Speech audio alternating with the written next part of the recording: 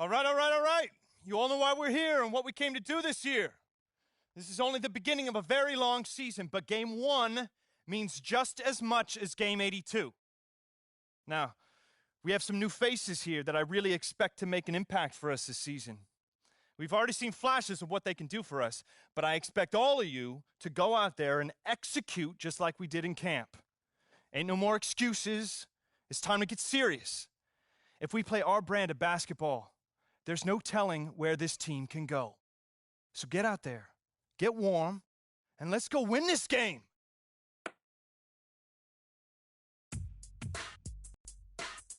My first NBA game. Can't believe it's finally here.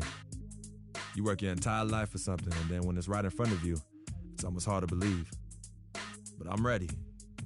And now it's time for me to show everybody I belong and do my best to represent Harlem.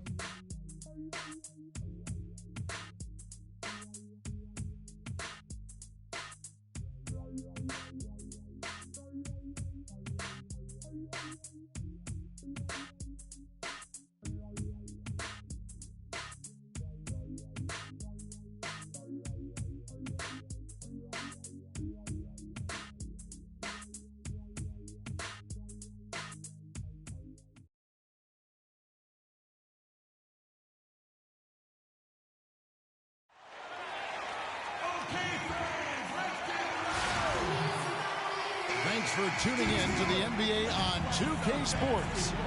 It's Wednesday, Hump Day, and we're ready to bring you all the action. Hi, this is Kevin Harlan, joined by my partners, Greg Anthony and Clark. Here we get a glimpse coming off the bench of the first official NBA appearance from Freak. You know, he's a great young player and even a better young man. So personally, I couldn't be happier for him. I know he's thinking about the game, but I hope he's able to take a moment to just enjoy this accomplishment.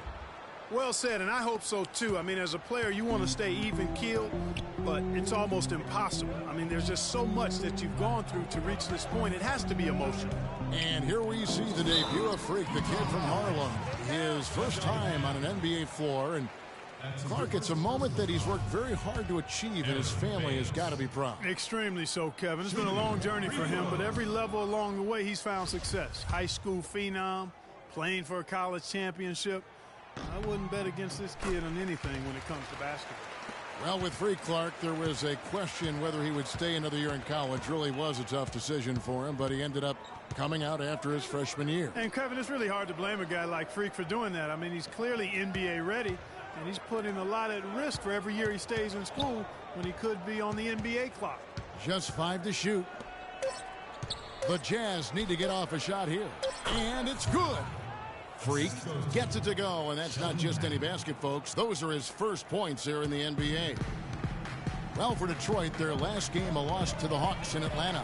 And on an ordinary night, guys, I think they would have come out on top. That's just how well they played, but they happened to catch an opposing team at the very top of their game. I'd venture to guess, Greg, that if that game was played in their building instead of on the road, they win it. And, guys, Shelvin Mack, strong, good jump shot, more importantly, knows his role. Hasn't started that many games in his career, but maximizes his minutes when he's on the floor. Now here's Freak, guarded by Jackson.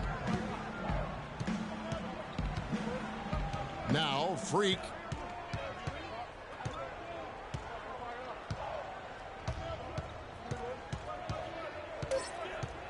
Inside, and stolen by Drummond. And even 3-on-3 break. 29 seconds left to play in the first quarter. They get it again, and Baines kicks to Jackson. Dishes it to Baines. Puts up the baby hook, and good, as it just snugs right down through the net. Love the assist. I mean, he knew exactly where that bounce pass had to be to create that opportunity. Now here's Freak. Pass to Booker, and he jams it with authority. And very little fight put up by the defense as he made his way to the bucket for the jam. They did seem to take the cautious approach, Greg, when it... Ladies and gentlemen, your Detroit Pistons. Well, earlier sat down with Freak and asked him about playing in his first NBA game. You know, I've thought about this moment my entire life. You know, Clark, you don't see that kind of perspective from most. And the Pistons, an entirely new group now out there. So Utah going with an almost entirely new group here. Jeff Withey, he's checked in for Rudy Gobert. Alec Burks comes in for Gordon Hayward. Max checked in for Rodney Hood. And Freak subbed in for Trey Burke. We've got Johnson. Aaron Baines out there with Andre Drummond. Then it's Jody Meeks. And it's Jackson in at the point guard. That's the 5 on the floor for the Pistons. You might not think of him as a laser three-point shooter, but that shot was there for him, and he had to take it.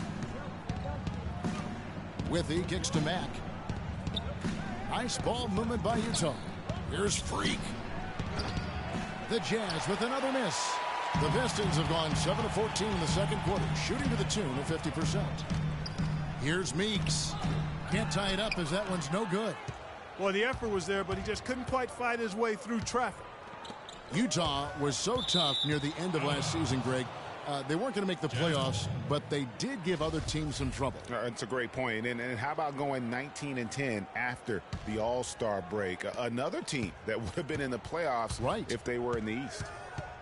Freak kicks to Burks. Now the pass to Freak. The 3. Overall, I haven't seen the same type of success that they initially had from beyond the arc. I think it may be because they're rushing a little bit. They're still getting good looks, but now they've got to make sure their feet are set and they're shooting it with confidence. And, you know, for the Jazz, you mentioned their post-All-Star break surge. I mean, that 19-10 record they had after the break was good enough for 6th best in the league. There's 47 seconds left to play in the first half.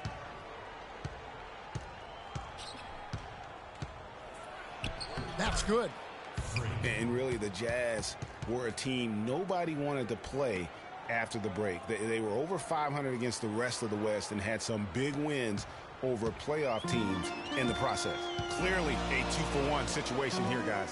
Oh, without question, Greg. I mean, the wise move would be to get themselves a quick shot so they have an opportunity to get that 2-for-1. Jackson dishes to Drummond. Down to 5 on the shot clock. Outside for Jackson. A three-pointer is right on target. Jackson's got 5 points now this quarter. And after his last game, you're really not surprised to see him as hot as he is here tonight. And here's Freak. Here's Mack. That misses. Would have counted had it gone in.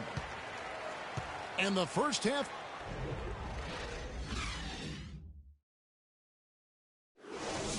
All right.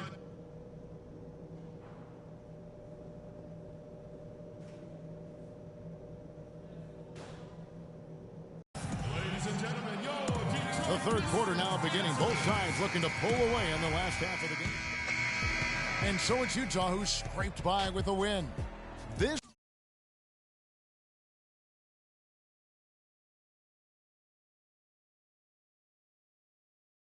win, such a tremendous.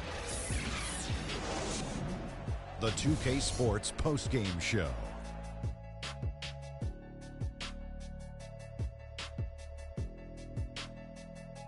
Kevin, much appreciated, and now let's present our Jordan Player of the Game, Gordon Hayward. He was the steady and reliable hand throughout the game tonight, stepping into more of a leadership role in this performance tonight. He had a very nice night from the field tonight, shooting over 50%. That smooth, soft touch was working for him tonight. No matter how tight the D played him, he was still shooting it right in their face. You got to love Gordon Hayward. He's going to get you rebounds, he's going to get you assists, and you know he's going to get you points. And there's a motor on this fella that will not quit. Hayward never stops working. He's one of the most exciting stars in the league. And folks, that's it for us. Thank you for tuning in. Always a pleasure. For Kenny the Jet Smith, for Shaquille O'Neal, this is Ernie Johnson. Have a great night.